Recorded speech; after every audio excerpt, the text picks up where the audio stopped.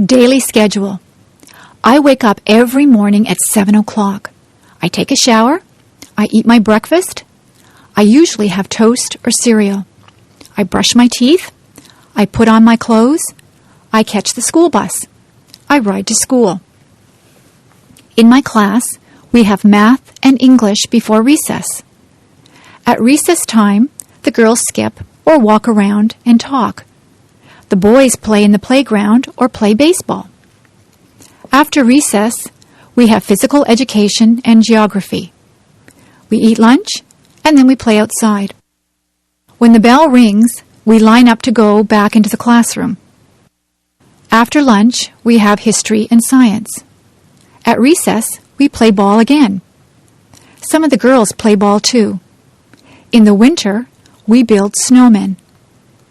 If it is too cold, we stay indoors and talk to each other. After recess, we have music and health. We get out of school at 3:30. I sometimes walk home with my friends, or I take the bus. I have a snack and change my clothes when I get home. If it is raining, I watch television. If it is nice outside, I play with my friends. I have supper at 5:30. On some nights, I help my mother to do the dishes.